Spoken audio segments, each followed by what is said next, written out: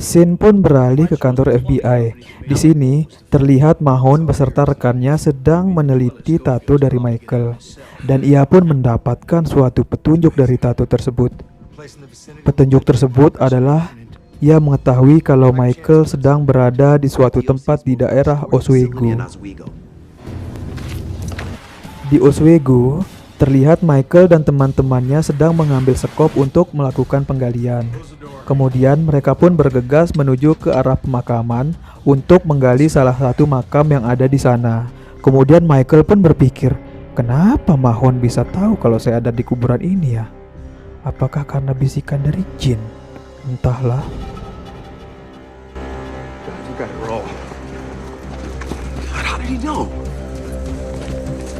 Ketika Mahon berada di pemakaman, ia pun melihat Michael dan teman-temannya telah berlari untuk meninggalkan makam tersebut. Ia pun langsung berusaha mengejar Michael dan teman-temannya. Akan tetapi, ia kehilangan jejak dan tidak dapat menemukan mereka. Dan cerita pun bersambung.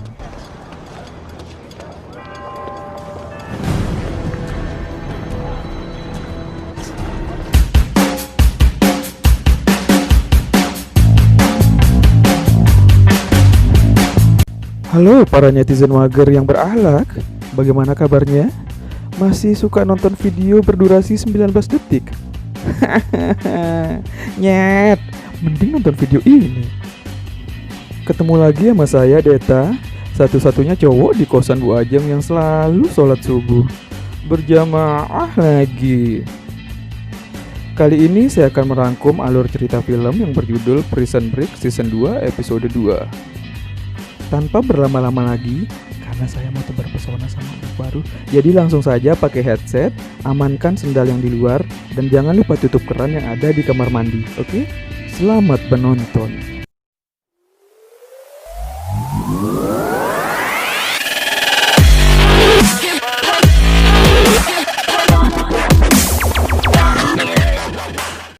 Scene diawali dengan melihat agen Mahon sedang menelpon dengan rekannya di kantor.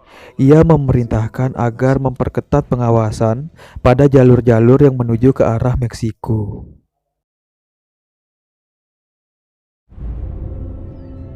Canadian and Mexican border patrols have all the mugshots. Vortex on high alert. See if we can get the Mexican. That info that you asked for is on your desk when you get in. Thank you.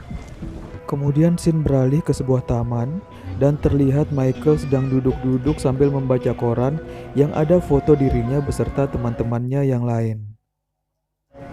Ia juga sedang memperhatikan seorang pria yang sedang piknik agar bisa mengambil makanannya untuk dibawa pulang ke persembunyian mereka.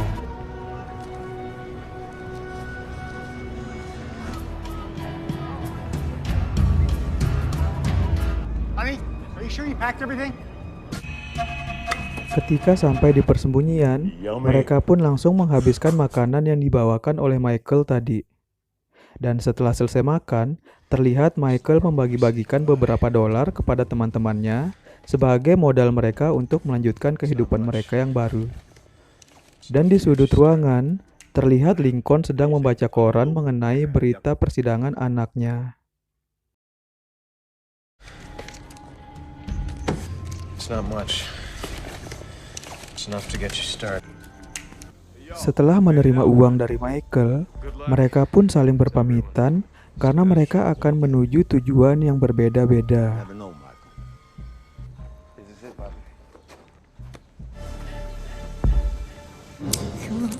Scene pun berpindah ke sebuah klinik kesehatan. Di sana, terlihat T-Bag sudah selesai untuk mengoperasi tangannya.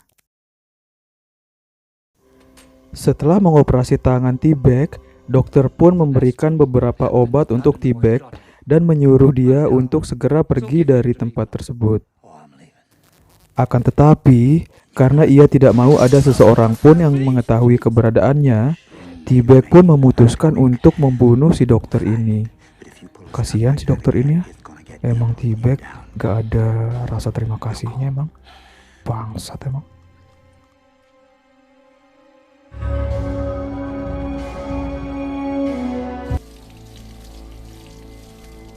Setelah membunuh dokter itu, juga ia mengambil mobil dokter itu untuk dibawa menuju ke Utah.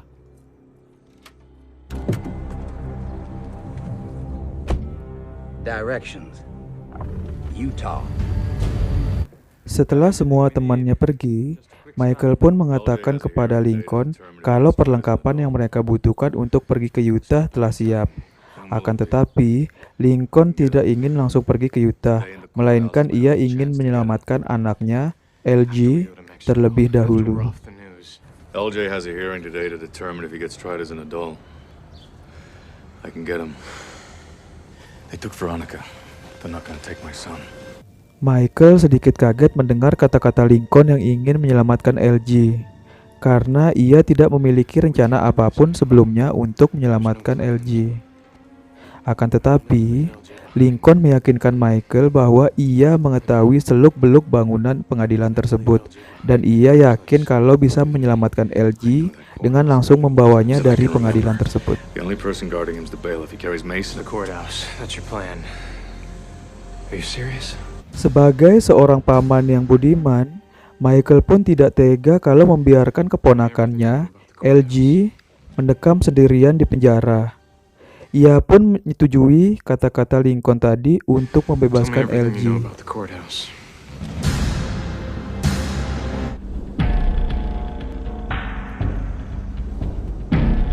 Mereka pun tiba di toko peralatan.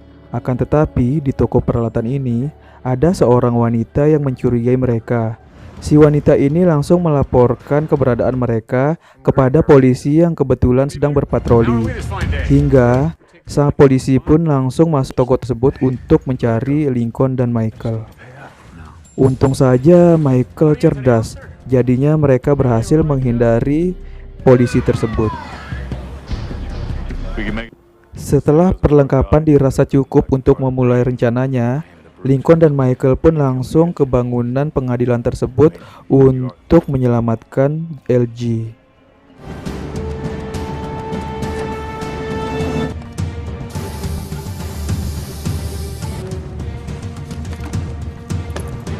Setelah sampai di dekat gedung pengadilan, Lincoln langsung menelpon LG dan memberitahukan LG bahwa mereka akan menjemputnya. Lincoln menelpon dan menyamar sebagai seorang pengacara. Dan Lincoln menyuruh LG untuk melihat ke bagian atas setelah sampai di depan lift Otis. Okay, this is real important. All right. On the right. Until then, keep your head up. Namun, di dalam gedung pengadilan itu ada agen Mahon yang sangat cerdas. Ia pun berhasil menyadap percakapan antara Lincoln dan LG. Kemudian agen Mahon pun mencoba menerka-nerka apa sih rencana Lincoln dan Michael selanjutnya. Ia pun memperketat pengawasannya kepada LG. Setelah berada di depan lift Otis, LG pun mengingat kata-kata Lincoln yang menyuruhnya untuk menengok ke atas di bagian Otis Right. Nah, Otis Right ini artinya sebelah kanan. Kemudian LG pun mengerti bahwa ia harus masuk ke lift sebelah kanan. Mengetahui hal itu, agen Mahon pun langsung buru-buru ikut masuk ke dalam lift tersebut. I'll escort the boy. Benar saja, ketika LG dan agen Mahon memasuki lift, terlihat di bagian atas lift sudah ada Lincoln dan Michael yang sedang membawa senjata dan menodongkan senjata itu ke Mahon dan meminta LG untuk ikut segera bersama mereka. Akan tetapi, Mahon dengan sengaja menahan LG agar tidak bisa naik dengan mudah. Tiba-tiba, senjata mainan yang digunakan untuk Lincoln menodong Mahon pun terjatuh, dan Mahon pun menyadari bahwa itu adalah senjata mainan.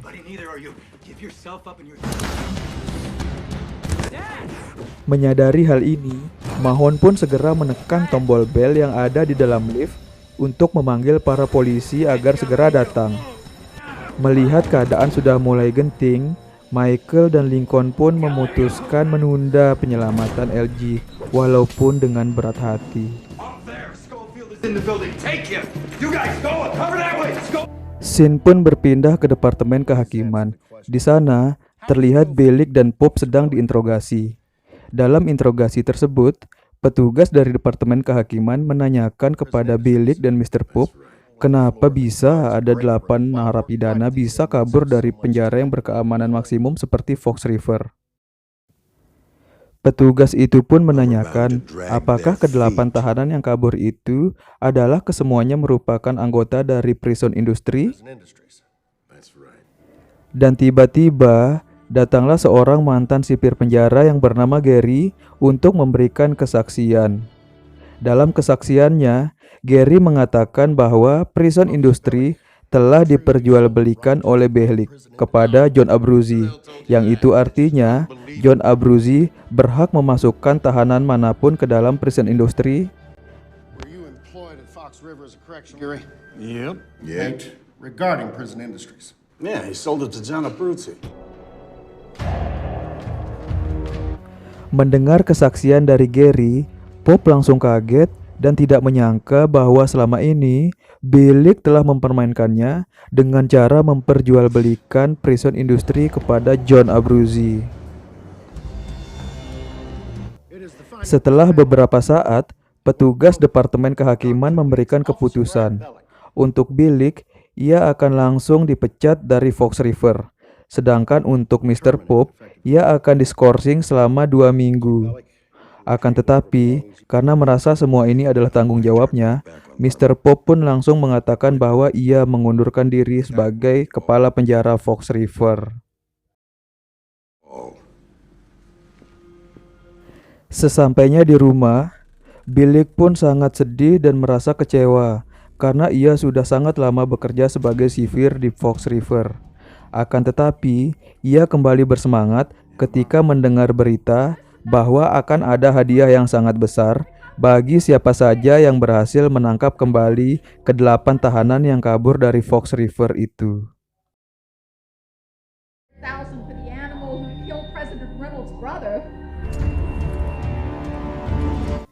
Ketika sampai di kantornya, Mr. Pope sangat kecewa dengan Michael karena selama ini ia sudah percaya sepenuhnya dengan Michael.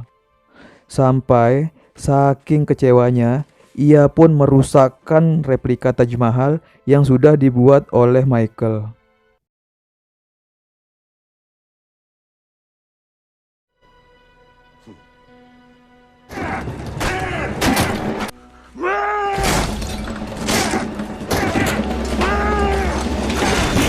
Scene pun berpindah ke stasiun kereta api. Di sini terlihat Twinner, salah seorang narapidana yang melarikan diri, sedang berusaha untuk membeli tiket kereta api menuju Utah. Di dalam antrian, ia pun disapa oleh seorang pemuda yang mengira kalau Twinner ini merupakan salah satu mahasiswa dari kampus Pelita Harapan. Sig what? Sig Next in line. Dengan sedikit gugup, Twinner pun melihat seorang pria yang sedang duduk sambil membaca koran yang ada foto dirinya beserta tahanan yang lainnya. Si pria itu pun melihat dirinya juga. Karena merasa kondisinya tidak aman, Twinner pun segera meninggalkan stasiun kereta ini. Setelah kabur dari stasiun kereta api, Twinner pun langsung bergegas menuju ke kampus Pelita Harapan. Di sana, ia langsung menuju ke arah papan pengumuman dan ia membaca kalau ada seorang wanita yang akan berkendara menuju Utah. Ia pun tanpa basa-basi langsung menghubungi wanita tersebut dan menyampaikan niatnya untuk nebeng ke Utah. You must be Deborah Jean. It's nice to meet you. I guess there's not a lot of Utah people out here.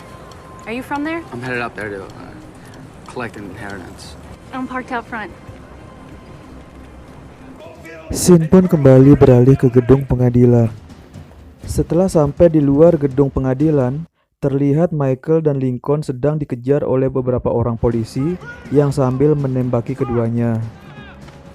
Di ujung jalan, Lincoln dan Michael berhasil menaiki sebuah truk. Akan tetapi, peluru dari senapang salah seorang polisi berhasil mengenai kaki Lincoln, hingga Lincoln pun cedera. Dan film pun bersambung. Aduh, kampret bener nih film, bener-bener seru. Jadi gak sabar pengen ngupload episode 3-nya.